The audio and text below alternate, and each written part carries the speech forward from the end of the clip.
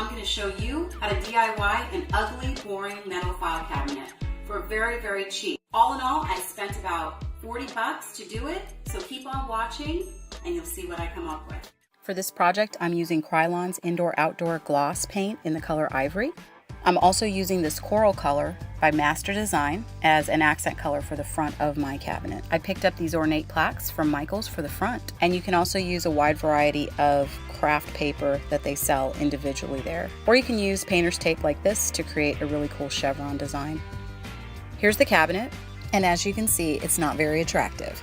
First thing you're going to do is remove all of the hardware from your cabinet, including the handles and the metal parts inside. Then move your cabinet to a well-ventilated area to make sure that you have lots of space to sand it down and also to paint. You're going to sand it down pretty well to make sure that the paint adheres to the piece of furniture. I decided to use the same handles that it came with, so I'm painting the handles with this metallic paint by Martha Stewart Living.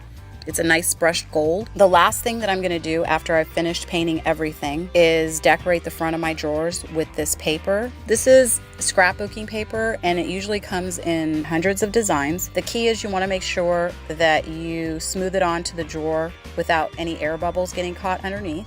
And then when you put your second piece on, because you will need about 2 pieces for a file cabinet this size, you're going to want to make sure you line up the pattern perfectly so that at a glance, no one can tell that there's 2 pieces of paper on the front of the drawer. Once you have lined that up and attached it perfectly, you will cut off the sides, poke holes through the back, and attach your hardware. The final step that I did was I used this duct tape that has a really cool zebra print to reinforce the paper onto the edges. I kind of folded the paper over and then put this duct tape on and cut it so that I could just kind of smooth down the edges of the paper. And when I open and close the drawers, the tape prevents the paper from lifting from the sides or tearing. And this is the final design. It looks great, matches my room. I hope you've enjoyed this video. Don't forget to subscribe, comment, or share with your friends. I'll be leaving a list of everything that I used in the box below.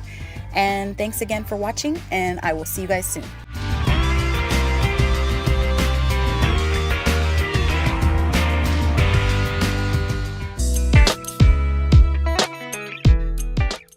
Today, I'm going to show you how to DIY an ugly, boring metal file cabinet for very, very cheap. All in all, I spent about 40 bucks to do it, so keep on watching and you'll see.